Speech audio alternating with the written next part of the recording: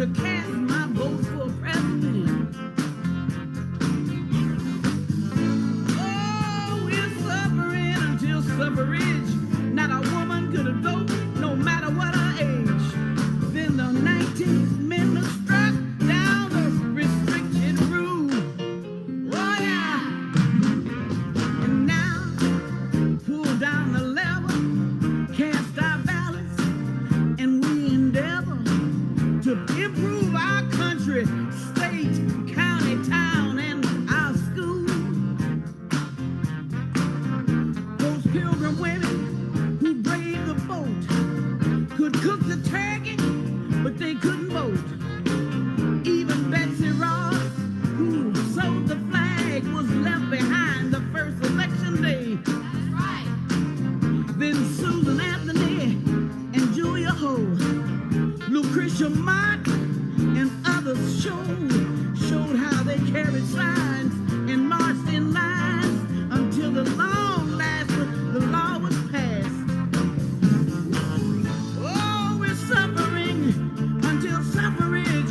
Not a woman here could vote, no matter what her age. Then the 19th Amendment struck down the restricted rule. Oh yeah.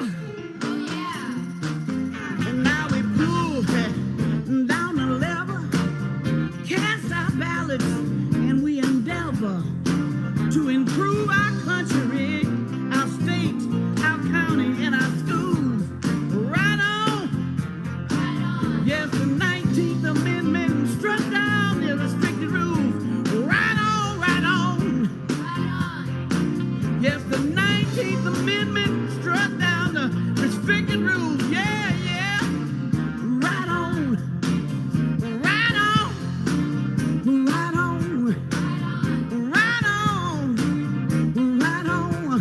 Hey, now we got it now. Hey, 19 since 1920, sisters unite, vote.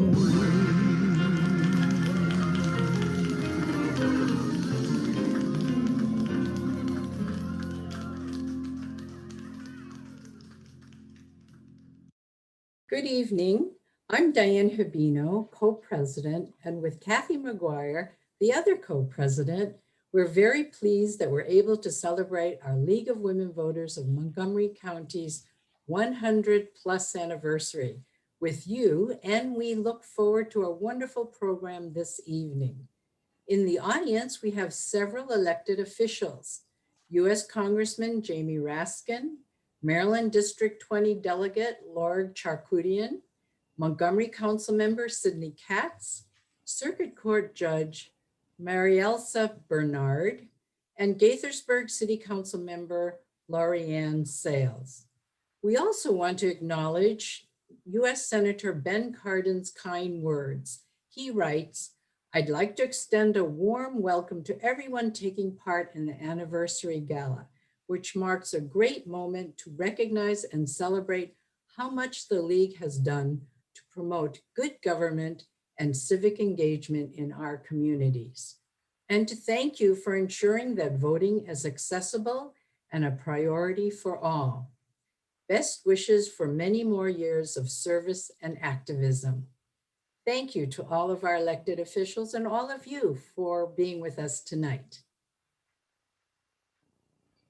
Yes, Diane, it's wonderful to finally be celebrating our 101st anniversary, our Lavinia Award winners, and our 50-year members. Tonight, we are very fortunate to have one of our own League members, Celeste Headley, moderating our gala. Besides being a League member, Celeste is an author, a frequent guest on radio and TV, and much more. You may have heard her on WAMU this fall as an interim host on 1A. Or maybe recently you read her comments for dealing with pandemic fatigue in the Washington Post. But no fatigue tonight.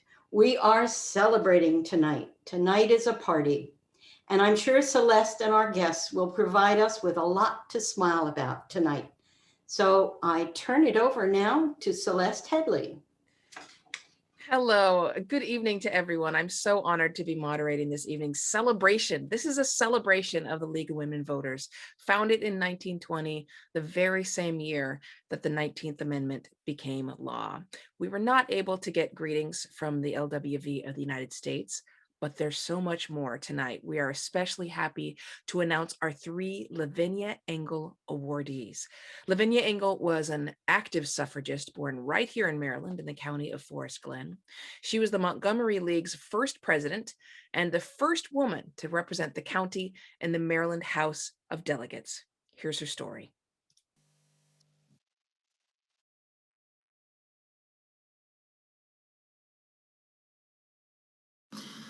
Some of those sessions in Congress were really delightful. I think it too bad in history that we always, or sometimes, stick to the factual data and you miss some of the colorful and delightful episodes that went through it. Lavinia Engel made this comment in January of 1971. She was doing the first of 5 interviews for the Marie Bennett Library of Local History, part of a joint effort by the LWV of Montgomery County and the Department of Public Libraries. Lavinia's interviews are part of a treasure trove of stories and anecdotes and lost history that help celebrate the 100th anniversary of the League and women's suffrage. Lavinia was recruited as a field secretary for the National Suffrage Association when she was fresh out of college in 1912. She and Susan B. Anthony testified before Congress on behalf of the suffrage movement. The suffrage campaign had a profound sense of values, Lavinia told the interviewer. It was never a dour campaign. It was never bitter. There were no attacks. Dr. Anna Howard Shaw said to me once when I was in my early stages giving women's suffrage speeches throughout the country, Lavinia, never try to convince a person that he or she should come to your point of view. Find a point on which you mutually agree, and then move the point. Shaw was a physician, a leader in the suffrage movement, and the first ordained female Methodist minister in the U.S. That was a lesson Lavinia took to heart, not only during her time working to win the vote for women, but also when she moved on to her work with the League. As it became clear that the suffrage movement would be eventually successful, she says discussion at the national conventions would often turn to what we will do when the amendment was ratified. Lavinia and her colleagues decided to create a League of Women Voters, in which women could teach each other the things they needed to know how to be effective citizens, and that this organization should be nonpartisan, but should encourage women to go into the political parties and work. At the final convention in Chicago in 1920, the National American Women's Suffrage Association decided to turn over its assets to the new League of Women Voters, totaling well over $500,000. Lavinia's interview is filled with stories that reflect both the stubborn determination of these women and their sense of humor, things she learned while fighting to win the vote for herself and her sisters around the nation. It's important to remember, especially as the 100th anniversary of women's suffrage approaches, that the League inherited more than financial assets from the suffrage movement. We were also bequeathed decades of organizational experience and sheer grit. Many women didn't end their activism when the 19th Amendment was ratified in August of 1920. They simply joined their local League office and continued to advocate for civil rights. Lavinia clearly felt the influence of those who'd gone before her. In her interview, she describes one of the first meetings she attended when her mother, also named Lavinia, took her to a suffrage convention in Baltimore. Little Lavinia was 7 or 8 at the time. My mother took me up to the chair in which Susan B. Anthony was sitting and said to her, "Aunt Susan," as they all called her, "this is my daughter, Lavinia." And Susan said, "Oh, another Lavinia," and reached out and drew me over to her and said, "You'll be another Lavinia who campaigned for women's suffrage." And I said, "Oh yes, Aunt Susan, I will." And she patted me on the head and laughed, and my mother said, "Well, I'll raise her up to the faith, Aunt Susan." Lavinia Engel kept the faith until her death in 1979, first in the suffrage movement, and then during her nearly 60 years working for the League of Women Voters.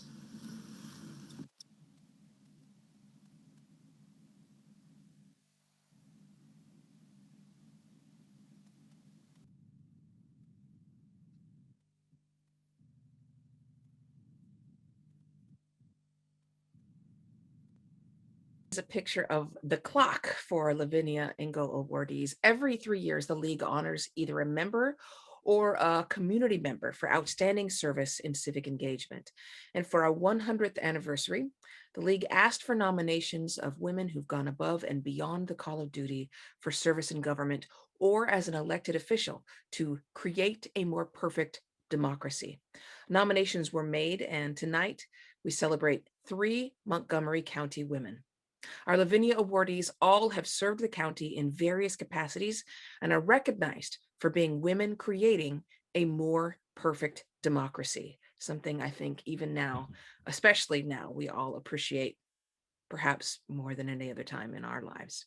Fariba Kassiri is the Deputy Chief Administrative Officer of Montgomery County and has served in the office of the county executive for 15 years. As the highest ranking woman in the executive branch, she works diligently to ensure that the county functions efficiently and ethically. During the transitions to the current administration and the recent change in the chief administrative officers, it's been her responsibility to keep government running smoothly so that residents saw no interruption in their services. Fariba Kassiri. Good evening, everyone. My name is Fariba Kassiri, and I'm the Deputy Chief Administrative Officer of Montgomery County. Even though I have been with the county for 15 years, many of you may not know me because my position usually has an internal focus. And honestly, I'm an introvert and typically like to do all the work in background. But I'm truly honored and humbled to be with you all tonight to receive the Lavinia Award.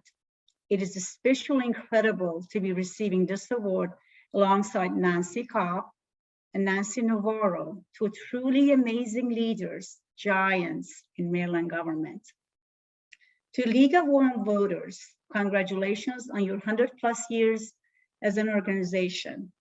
The Montgomery County League does so much amazing work to engage residents in our community, and it is incredible to be recognized by the League as a woman in the county who helps to create a more perfect democracy.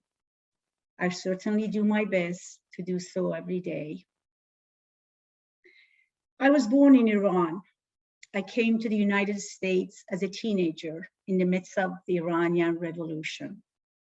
In a blink of an eye, all the options and opportunities that I had as a woman had vanished. Before I knew it, I was in the United States with my older brother, Farshad.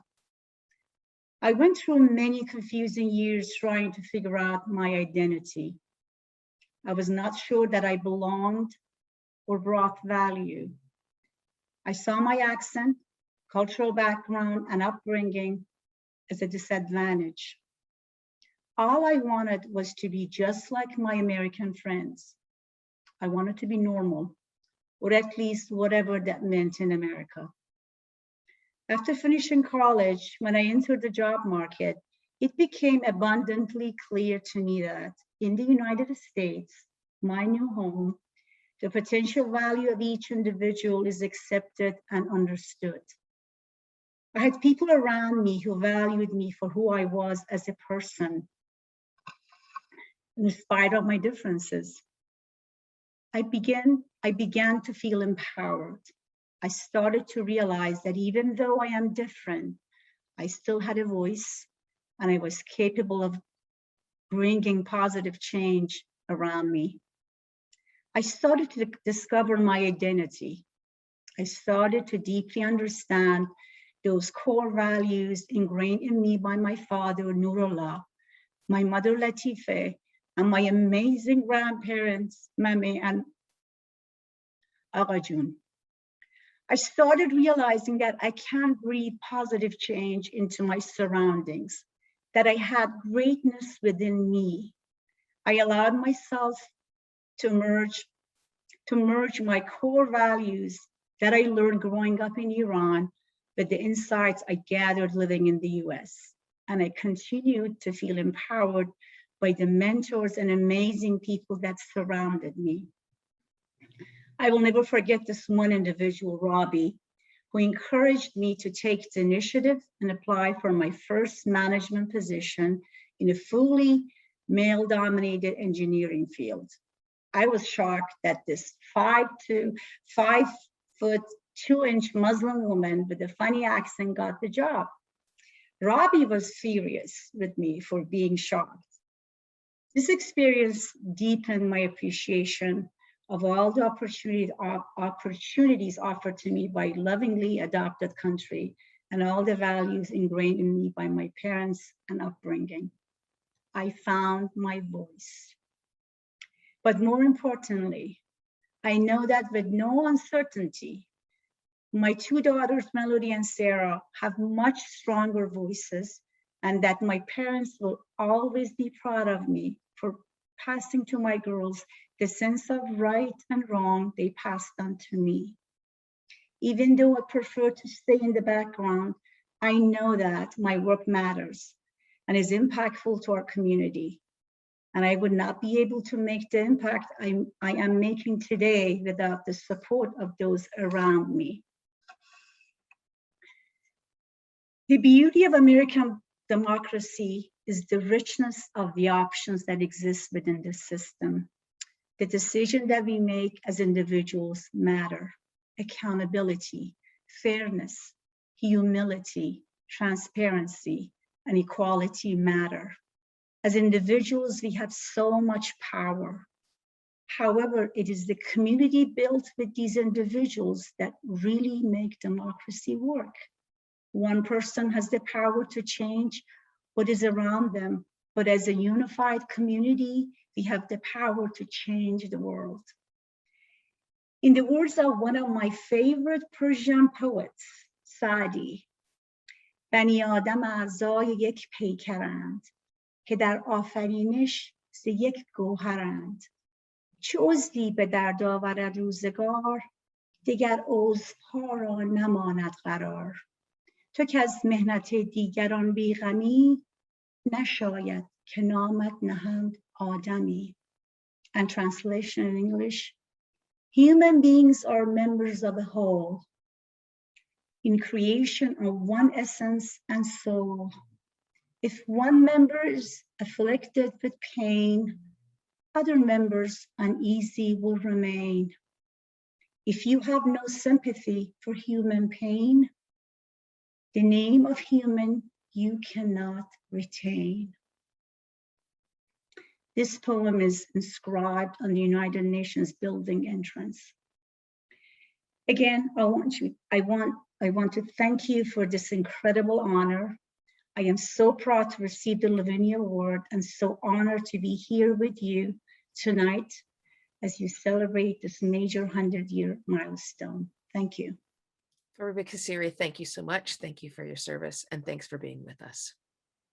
Nancy Kopp has spent 45 years in Maryland government and absolutely embodies our theme of women creating a more perfect democracy. She served as treasurer of Maryland for 5 successive terms, beginning with her election to that post by the General Assembly in 2002. She often is a speaker for the League to help us understand the impact of financial decisions as well. Nancy Kopp. Thank you, Celeste, and thank you, Fariba. I have to say, I am not sure that I want to follow such a courageous and successful woman. You are an inspiration, and my hat's off to you. My hat's off also to the League. I love the idea of the 101st. You know, the 100th anniversary is sort of the end of a story. The 101st is the beginning. So happy 101st. This is a particularly poignant and significant award to me, and I appreciate it very much because the League has actually been a part of my life since childhood. My mother was very active in the League of Women Voters of Chicago decades and decades ago, and carried it through to California. And then when we came in the 1960s to Montgomery County, to Maryland, one of the first things she did, and she dragged me, a college student, along with her, was to go to a meeting, a series of meetings sponsored by the Montgomery County League called Know Your County. And that was our introduction, my introduction to Montgomery County and to Maryland. It was the League. And because it was the League, there was no doubt that what was said was right. And who was saying it? Those meetings had people like Rita Davidson, who was going to be a county executive candidate and then an outstanding member of the Maryland Bar and a Supreme Justice. And some of the people that you have mentioned already, the previous Lavinia winners, including Lucille Moore, Marie Garber, Sally McGarry. Those were the women from whom I learned about Montgomery County. And as Celeste said, according to Lavinia Engel, we have to admit the influence of those who went before us. Those ladies were my colleagues and they went before us. And the fact that you're adding me to a list with these wonderful people, I can't help but say they would never believe it. I can't believe it either, but it is such a great honor. I mentioned the League because when I first became a member of the General Assembly, we had hearings, of course, on Montgomery County matters as well as statewide matters. And one of the first questions that the people of the delegation, including myself, asked was, what does the League say about this? Of course, I have to admit that at that time, Lucille Moore, Helen Koss were both members of the delegation and former presidents of the League. And so it was very reasonable that they would ask this question, but everybody did, because we knew the League did its homework, dedicated to good government, to good civic government, to equity, to people's working together. It mattered what the League said. They influenced so much in Montgomery County and in Maryland. And never has that influence been more important than it is today. Facts matter, and the League is dedicated to facts. Vision matters, and the League has a vision of American democracy in which we all participate and participate equally, all obey the law, and all strive all the time to make the institutions of government better. I can't imagine a world, I could never live in a world without the League. Thank you so much. Let's link arms. As Celeste said, it was never needed more than it is now. But it is the beginning of a new era, 100 plus, and it's exactly the time for the League to take the lead. Thank you so much. Thank you so much to Nancy Kopp.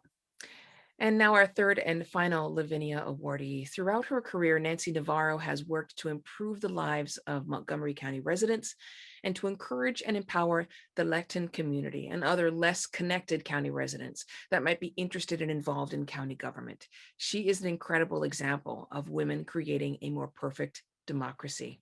Nancy? Thank you, Celeste. Thank you so much. Good evening. It is an incredible honor to be joining you virtually and accept the League of Women Voters 2020 Lavinia Award. It is indeed a privilege to join the previous awardees and receive this award along with Maryland State Treasurer Nancy Kopp and Deputy Chief Administrative Officer for Rebecca Siri, who have also dedicated their lives to public service. Much gratitude to Diane Hibino and Kathy McGuire, co-presidents of the League of Women Voters of Montgomery County. Thank you to the executive committee and board members. And of course, congratulations to the 50+ year members that are being celebrated this evening. I also want to first acknowledge my family for their unwavering support, as well as all my constituents who for the last 17 years have placed their trust in me to be their voice, first at the Board of Education and later at the County Council. This year's theme, Women Creating a More Perfect Democracy, could not be more fitting, as we all celebrated the historic swearing in of our nation's first generation immigrant Black woman as the 49th Vice President of the United States, our Vice President Kamala Harris. It's amazing to be on a list with such distinguished and pioneering Montgomery County women, particularly as we celebrated the 100th anniversary of the 19th Amendment last year, which gave women nationwide a fair and equal voice in our country. Now more than ever, we must strengthen our collective work of preserving democracy and empowering others to stand up to protect our fundamental rights and freedoms.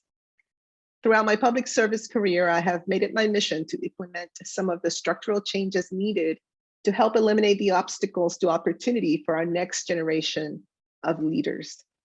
We need leadership that reflects all members of our community. And while we have made some progress, we certainly have much more work to do. As the only woman on the Montgomery County Council, I am honored and disappointed to be the only one. I'm a firm believer that women leadership in all sectors is an absolute necessity. We lead from a place of strength, abundance, and inclusion. We get things done wherever we find ourselves. It is just what we do. A few of my recent proudest accomplishments have been leading the adoption of the region's first racial equity and social justice law, the Early Care and Education Initiative, and an economic development platform that is primed to shape our county as an exciting place to live, work, and do business in. I'm really happy with the progress we have made because we do lift others, especially the most vulnerable, and we are all better for. This is what preserving our democracy is all about. As we are reeling from the effects of what I call the twin pandemics, the COVID-19 pandemic and a renewed reckoning with systemic racism, which have come together to shine a spotlight on long entrenched institutional disparities in our county and our country, this work could not have been more timely. Women have actually been on the front lines fighting this invisible enemy, but we also have been witness that women are more vulnerable to COVID-19 related economic effects because of existing gender inequalities, a gap that widens once you take into account race and ethnicity. Now more than ever, women's participation in leadership and decision-making at all levels is crucial to influence our economic recovery efforts. I appreciate the support of the League of Women Voters of Montgomery County in these efforts. Our voices and votes count. So let's recommit to working in a strategic and deliberative fashion, building coalitions and staying focused. I promise to fight the good fight along each and every one of you. This recognition serves as a great motivation and energy boost to continue the momentum. Thank you again for this outstanding honor. Muchísimas gracias. If we were all in person, this would be the point at which we would have a rousing round of applause for all of our Lavinia awardees. You're just going to have to put up with my rousing round of applause. Thank you so much to all three women whose service has been exemplary. Now we honor League members who've held membership for 50 years or more, some over 60 years. This is a testament to their lifelong interest and support of the League's work in voter services and in study and action or advocacy, and above all, in civic engagement. In your program booklet, you'll find write-ups for each 50-year or life member, and we'll show their photos with a short blurb on each one in this next video. And now we will recognize our 50-year members. Some have been members for over 60 years. Here are highlights about each one, taken from the Gala program booklet. Betty Burkow. Betty credits the League for her use of and her dedication to the consensus process, even outside the League. She notes that coming to consensus yields better support, and that leads to action. Margaret Chasson.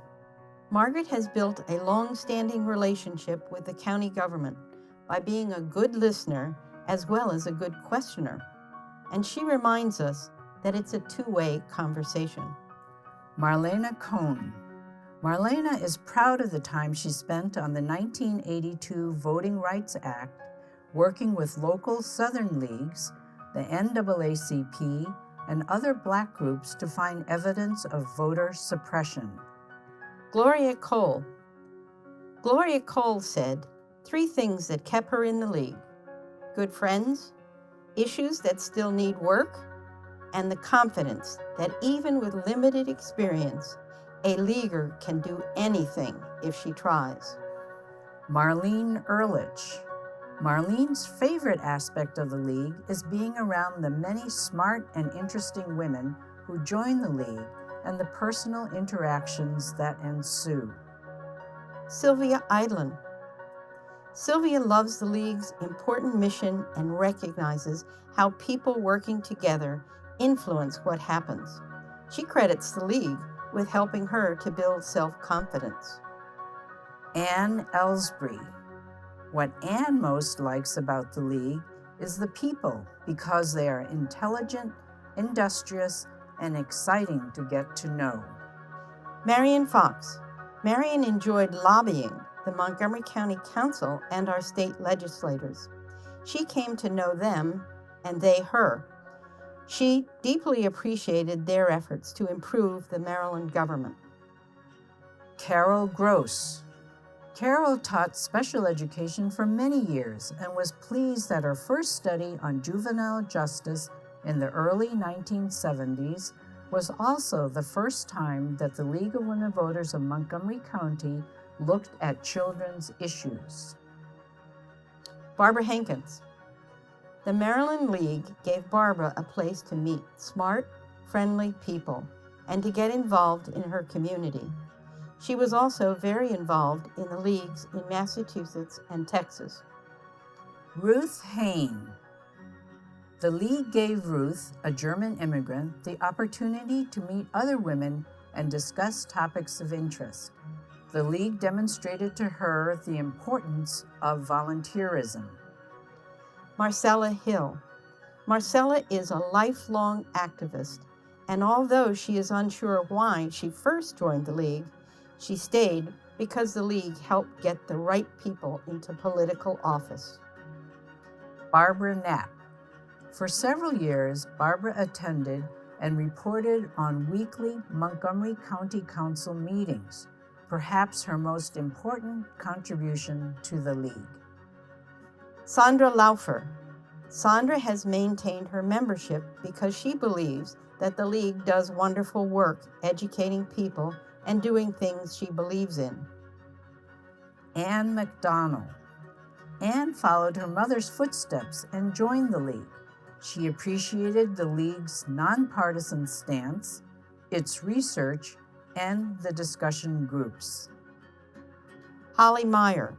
Holly was a longtime participant on the Natural Resource Committee, helping to study water resources, writing to paper mills, and doing research on Montgomery County Resource Facility. Judy Morinoff. Judy says, being a League member has made me a better informed person and armed me with solid information that I can use to have more nuanced views on many important topics. Penny O'Brien.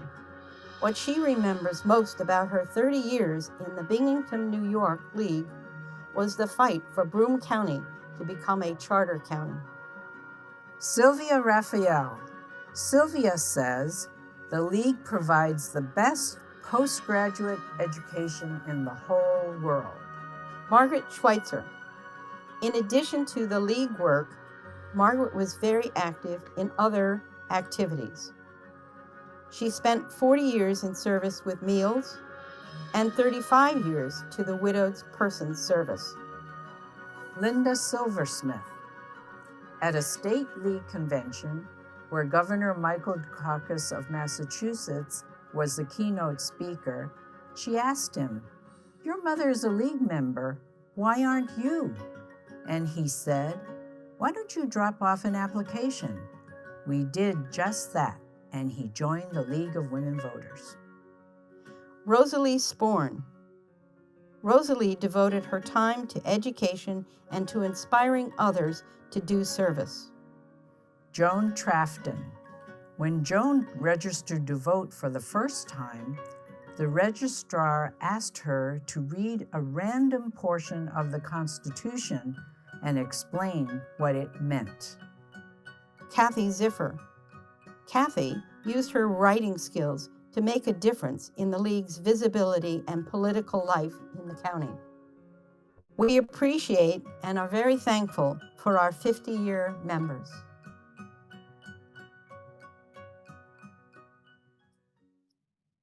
Thank you to all of the 50-year members, and thank you to everyone who continues to make the League's work their own work. Next up, we want to share a part of a live performance, March, Sing, Vote. It was produced last year by the Denver Women's Chorus, celebrating the 100th anniversary of the ratification of the 19th Amendment, and calls on all of us to protect the right to vote.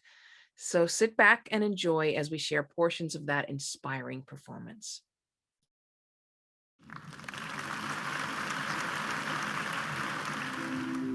Yes, we are here and tired of fighting again and again those powers that seek to disenfranchise citizens of these United States.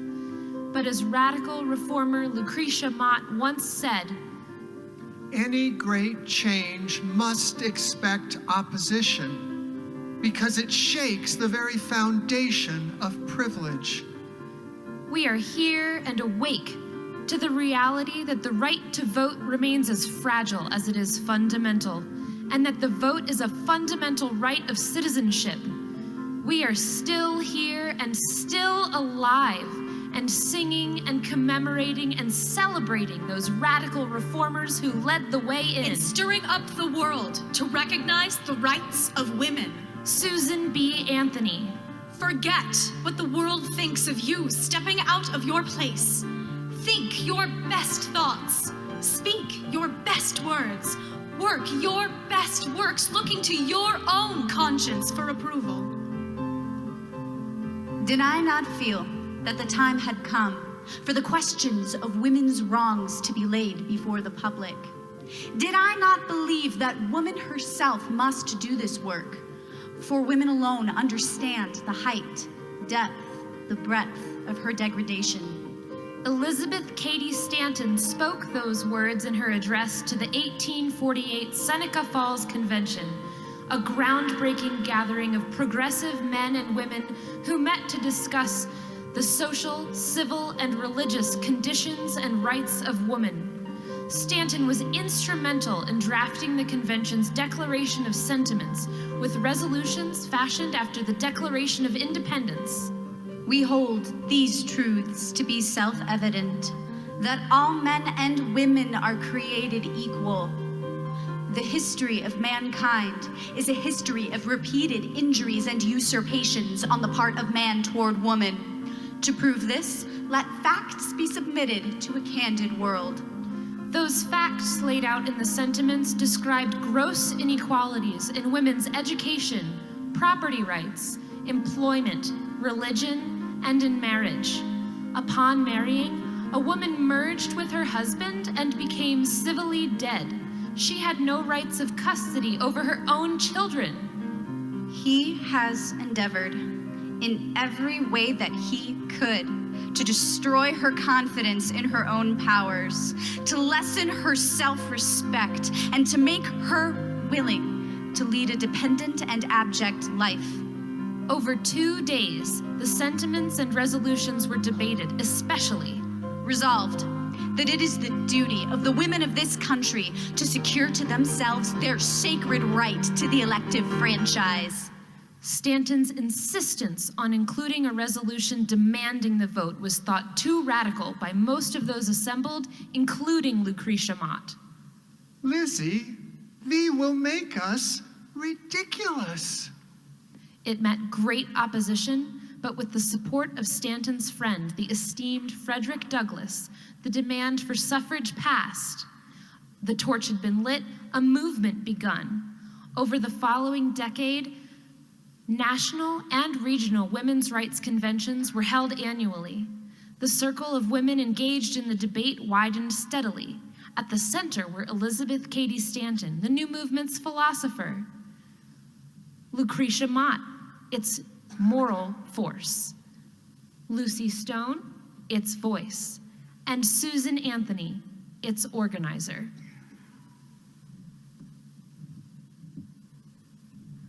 Our religion, laws, customs are all founded on the belief that woman was made for man.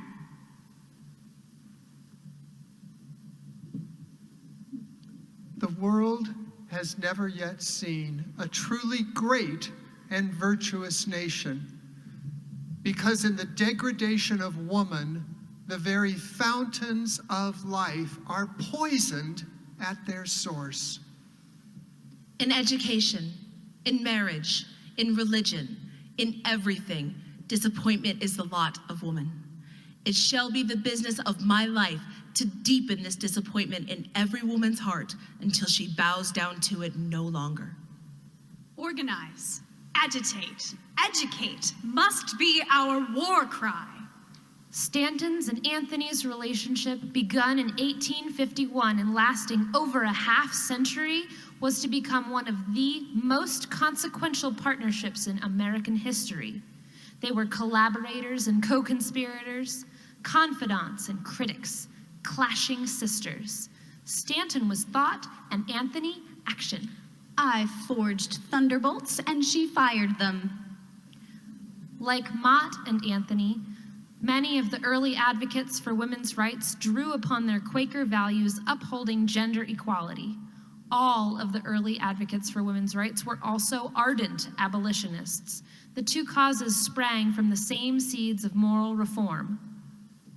Let woman then go on, not asking favors, but claiming as a right the removal of all hindrances to her elevation in the scale of being.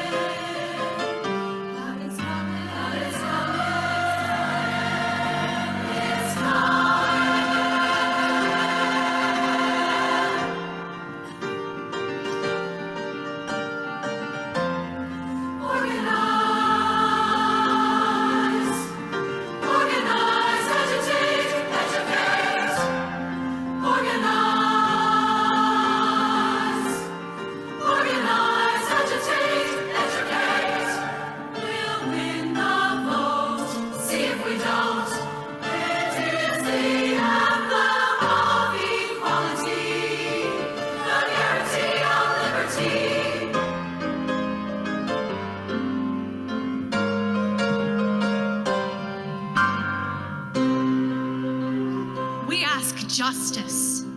We ask liberty. We ask that all civil and political rights that belong to citizens of the United States be guaranteed to us and to our daughters forever.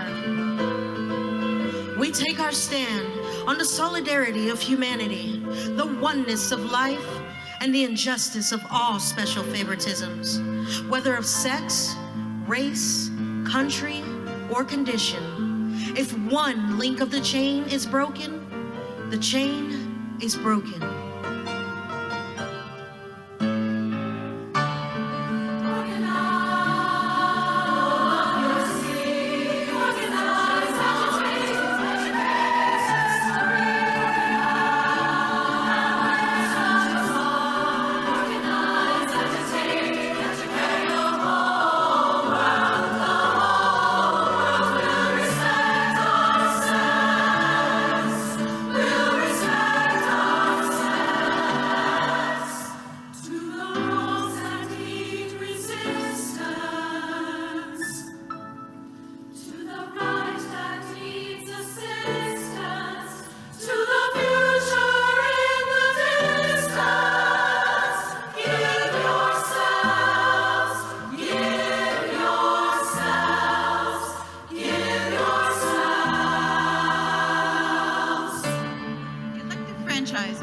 withheld from one half of its citizens because the word people, by an unparalleled exhibition of lexicon graphical acrobatics, has been turned and twisted to mean those who were shrewd and wise to be born boys instead of girls, or those who took the trouble to be born white instead of black.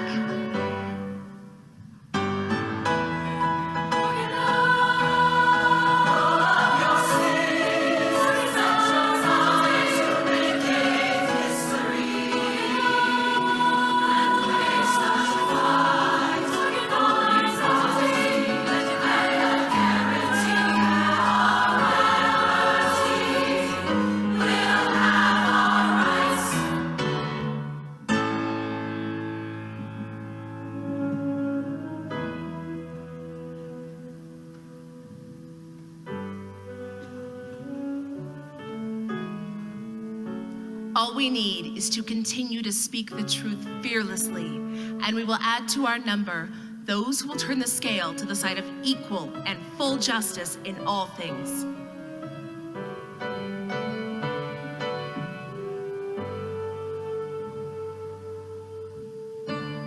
Men, their rights and nothing more.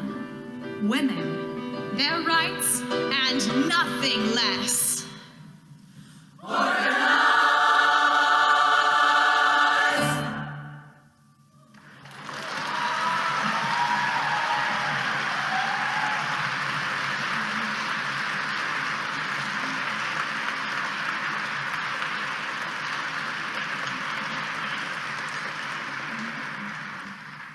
At the first National Women's Rights Convention after the Civil War, suffrage was the hot topic. A constitutional amendment, the 15th, had been proposed by Congress that would establish the voting rights of Black male citizens. Stanton and Anthony had lobbied mightily to get the 15th Amendment to outlaw discrimination based upon sex as well as upon race. They were outraged that the franchise was being denied to women at this opportune moment. For many years, they had lobbied mightily for emancipation. Now, truly, it was a woman's turn. Frances Ellen Watkins Harper, a prominent African-American abolitionist, poet, and suffragist, rose to speak. We are all bound up together in one great bundle of humanity, and society cannot trample on the weakest and the feeblest of its members without receiving the curse in its own soul. Harper would have none of the equivalencies being made between women's status and slavery. You white women speak here of rights. I speak of wrongs. This grand and glorious revolution, which has commenced, will fail to reach its climax of success until throughout the length and the breadth of the American Republic, the nation shall be so colorblind as to know no man by the color of his skin or the curl of his hair. It will then have no privileged class trampling upon and outraging the unprivileged class, but will then be one great privileged nation whose privilege will be to produce the loftiest manhood and womanhood that humanity can attain.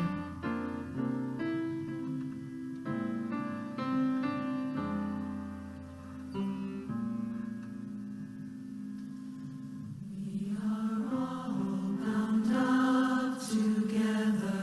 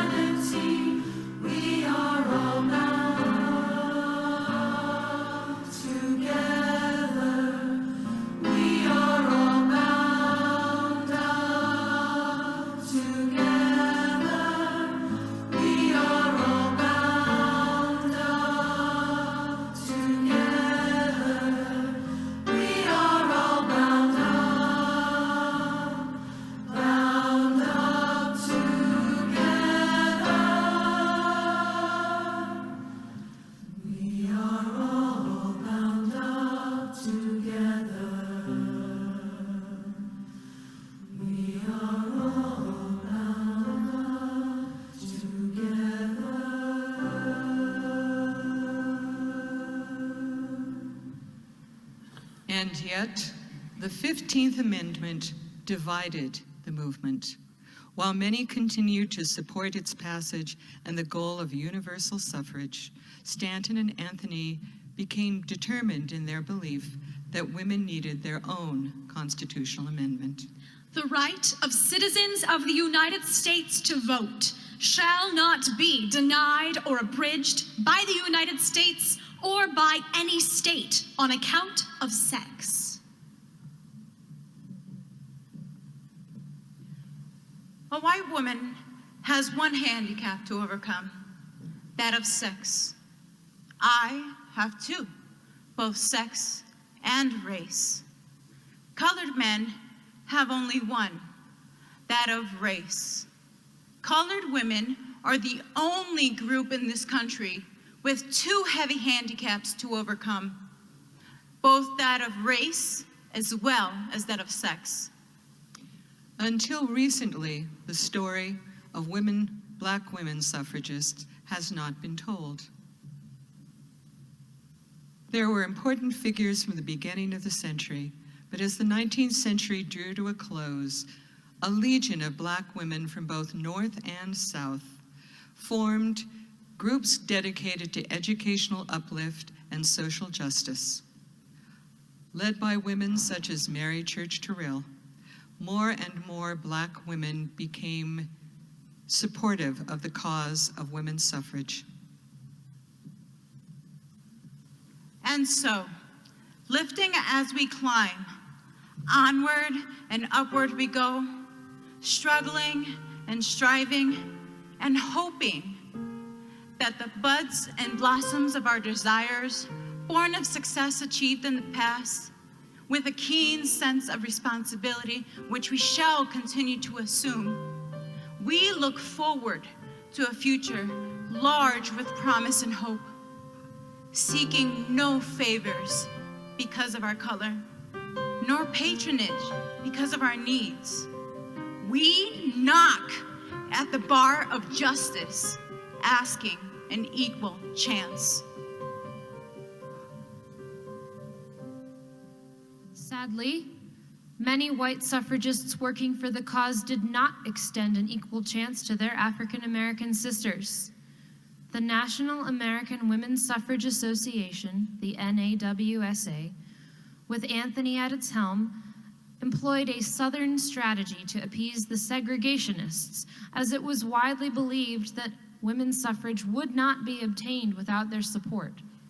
The seeds of distrust planted in this era echoed the strained relationship between white feminists and Black women in the women's rights movement of the 1960s and 70s, and to this present day. Between the Civil War and the final passage and ratification of the 19th Amendment, two more generations of women's rights activists had taken on the fight. Again, there were divisions, this time about strategy. Alice Paul, young, fearless, willing to use new militant tactics, broke forth from the National American Women's Suffrage Association and formed the National Women's Party. From picketing, from parading in front of the White House, to prison terms, the National Women's Party gave maximum coverage to the suffrage movement. Carrie Chapman Catt, to whom Susan B. Anthony passed the torch, was every bit the organizer as Anthony, but was wary of radical tactics. She believed in a more diplomatic approach. Ultimately, Alice Paul and Carrie Catt, militancy and diplomacy both, carried the 19th Amendment through to its passage in Congress in 1919. In a dramatic political finale, Tennessee became the required 36th state to ratify it, and on August 18, 1920, the Susan B. Anthony Amendment became the law of the land. While we rightly celebrate the bold and selfless efforts of the generations of women of all races and backgrounds who fought valiantly for the vote, let us also remember that the 19th Amendment is inherently intertwined with the 15th Amendment and the ongoing struggle for all voting rights. In the decades following the passage of women's suffrage, just as Jim Crow laws and violent threats kept Black men from exercising their 15th Amendment rights, Black women were routinely turned away from the ballot box. Not until decades later, with the passage and renewal of the 1965 Voting Rights Act, were the tools of disenfranchisement finally outlawed. The VRA's mandated federal oversight ensures that state and local governments cannot pass laws or policies that deny American citizens the equal right to vote based on race. On June 25th, 2013, the Supreme Court swept away a key provision of this landmark civil rights law in Shelby County versus Holder. That decision has led to a resurgence in voter suppression laws. What better way to honor the suffrage centennial than to address the ways in which citizens continue to be disenfranchised by voter suppression regulations that strongly resemble those of over a century ago? Voter ID laws. Closure of polling places, forcing long lines. Misinformation campaigns. Increased restrictions on early voting. Purging of voter rolls. Voting rights are under attack in America. There is a designated and systematic attempt to prevent millions of elderly voters, young voters, students, minority and low-income voters from exercising their constitutional right to engage in a democratic process. Tonight, we are here and we are awake. We praise and we protest. And so let us also celebrate today's reformers and activists. Every moment is an organizing opportunity. Every person a potential activist. Every minute a chance to change the world. This is our next battle for our democracy. One where all eligible citizens can have their say on what we want for our country.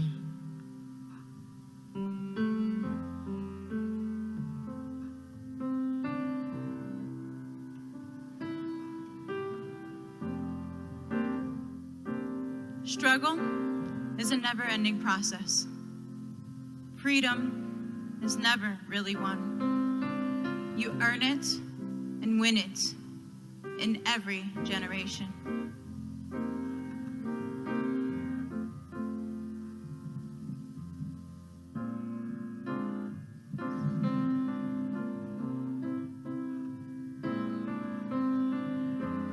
Any great change must expect opposition because it shakes the very foundation of privilege. All we need is to continue to speak the truth fearlessly, and we will add to our number those who will turn the scale to the side of equal and full justice in all things. The way to right the wrongs is to turn the light of truth upon them. Truth is the only safe ground to stand upon. Failure is impossible. Life is a hard battle anyway, but if we can laugh and sing as we fight the good fight of freedom, it'll make it go a little easier. I will not let my life's light be determined by the darkness around me.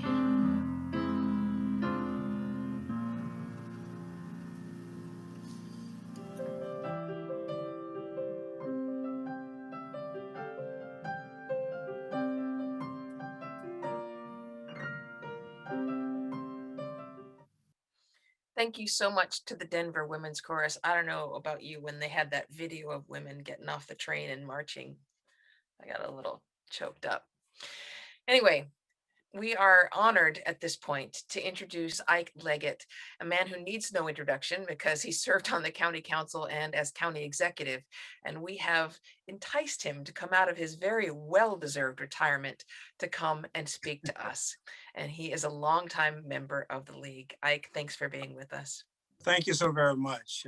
Congratulations to all of the awardees, the 50-year members, and most certainly to my very good friends, Nancy Navarro, who I worked with as a member of the county council for many years, Nancy Kopp, our stellar treasurer, who has been such an integral part in maintaining the AAA bond rating and so many other wonderful things at the state level.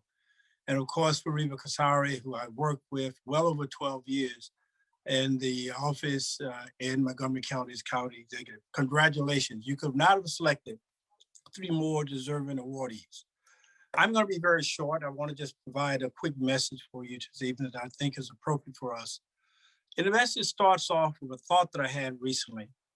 And I said to myself, if a year ago, I developed a script for Hollywood and I reflected as accurately as I could the upcoming 2020 elections and all of the shenanigans that happened within the election process itself, those things that followed, the court challenges, all of the problems associated with the aftermath of the election, and finally culminated in the January 6th uprising, resurrection on Capitol Hill, reflecting, seeing members of the Congress towering in their offices, people walking through with rebel combat flags through the halls of Congress.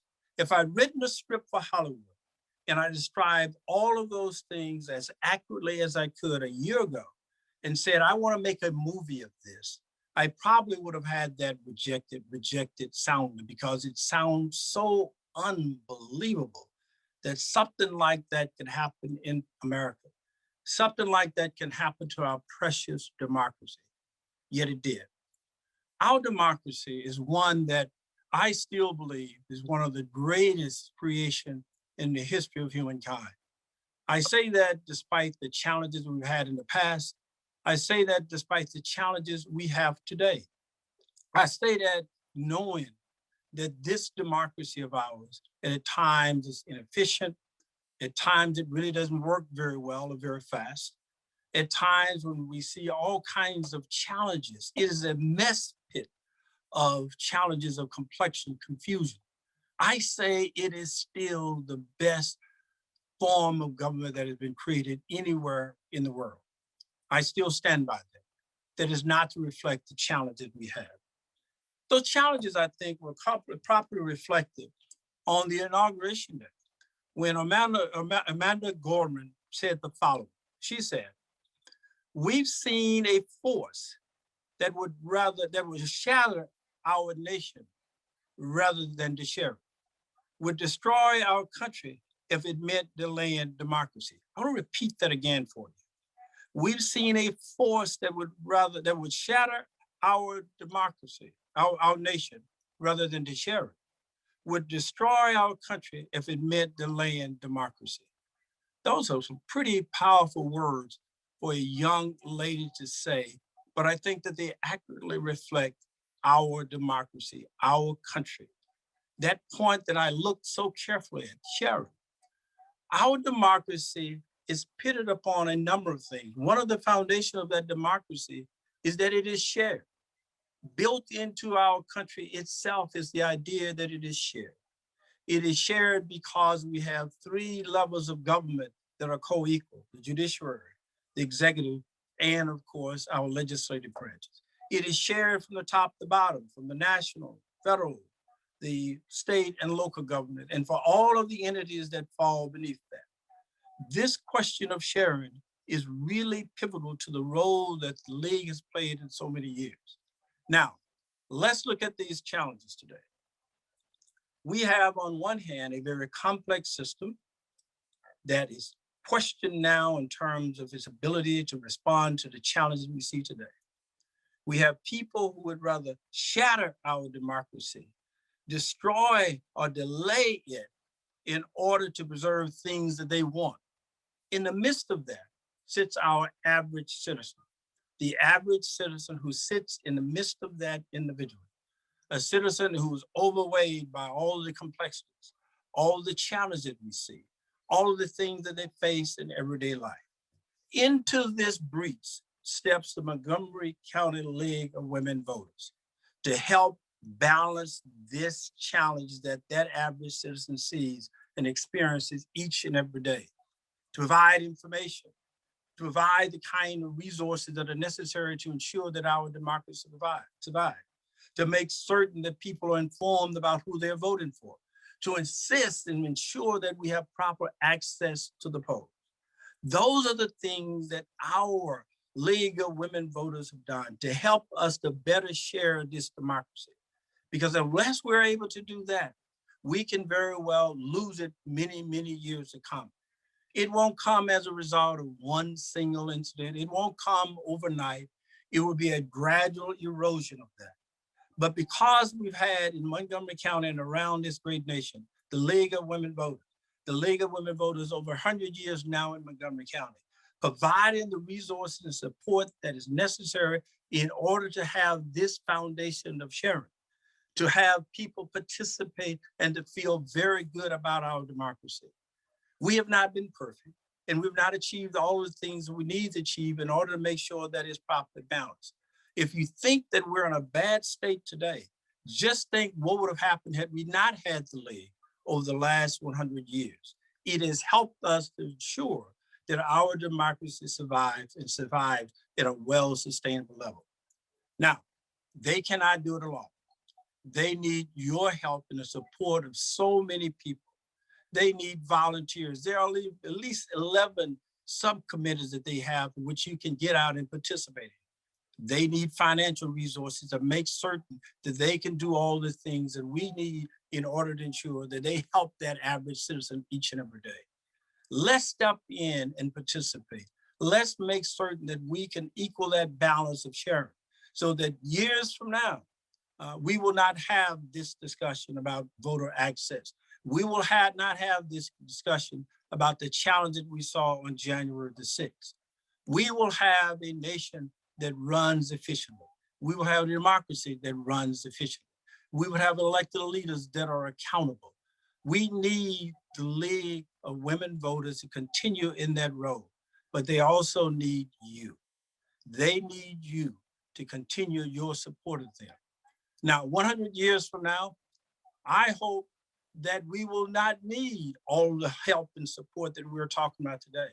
100 years from now, we will not need to go through all of the efforts that we need in order to protect our democracy. Someday along the line, that will not be needed. But unfortunately, that day is not today. Today is the day for us to have the League doing its very best, because we are going to make certain that our democracy is shared, that it's workable, that is efficient, and that we respond to the challenges, not only of today, but the challenges of tomorrow. Congratulations on 100 years. Congratulations to the 50-year awardees. Congratulations to the Lavinia awardees, and for all the work that you've done in Montgomery County and throughout this great nation. God bless you all. Thank you so much to Ike Leggett. And now I turn the mic back to Diane and Kathy. Thank you for your words, Ike, your inspiration for Reba and Nancy Kopp and Nancy Navarro. And the Denver Women's Chorus reminds us of our past, of our current work, and Ike mentions the challenges to come. This has been an excellent evening. We thank you all for attending and for your support of the League of Women Voters. And we hoped you enjoyed your Dark League chocolates. They were delicious. We'd like to thank all of our League members who helped produce this gala. You'll see their names at the end of the program, but especially to our office manager, Cindy Snow, for the countless hours she dedicated to this gala. And thank you very much to Celeste Headley for moderating. Yes, it was a wonderful evening, very moving, and it was difficult. I was clapping at home, and I hope that next year will be we won't be virtual, we'll be a live meeting. We would like to give a special thanks to all of our League members and all of our donors who help us throughout the year. A special thanks to the MECOM group for their support for tonight's program. And as Diane said, a list of all the gala donors for both 2021 and 20 will follow at the end of the program. But most of all, we want to say thank you to you.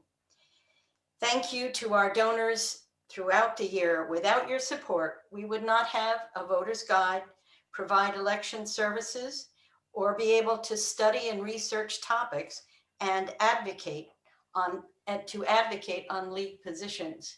As Ike said, it takes all of us, and it's going to take a while to make sure that we get to the democracy that we all want. So thank you very much for joining us, and we'll say good night. Good night.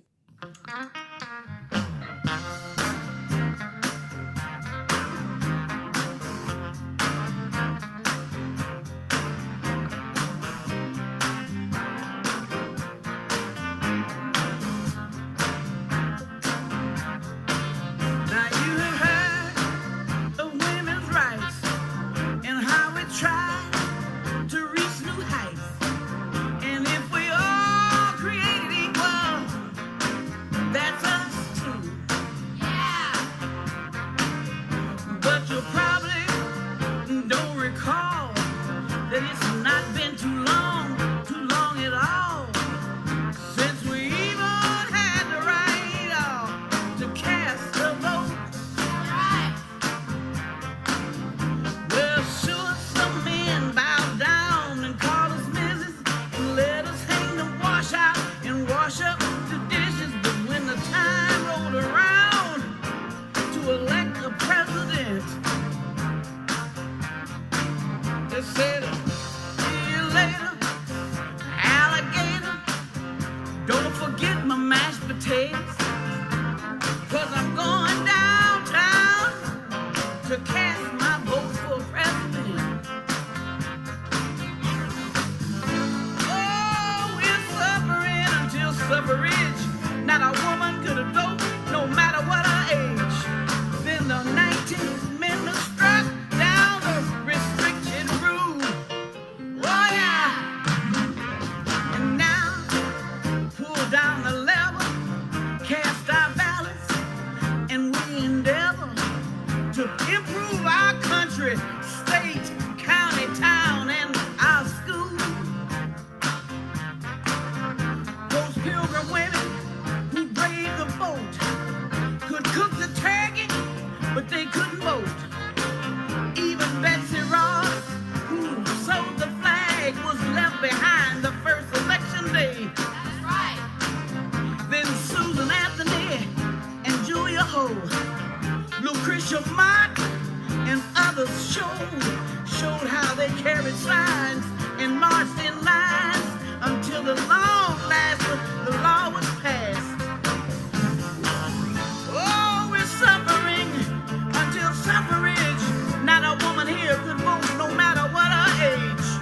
Then the 19th Amendment struck down the restricted rule. Oh yeah. Oh yeah. And now we pull down the lever, cast our ballots, and we endeavor to improve our country, our state, our county, and our schools. Right on. Right on. Yes, the 19th Amendment struck down the restricted rules. Right on, right on. Right on. Yes, the 19th Amendment struck down the restricted rules. Yeah, yeah. Right on. Right on. Right on. Right on. Right on. Hey, now we got it now. Hey, 19 since 1920, sisters unite, vote.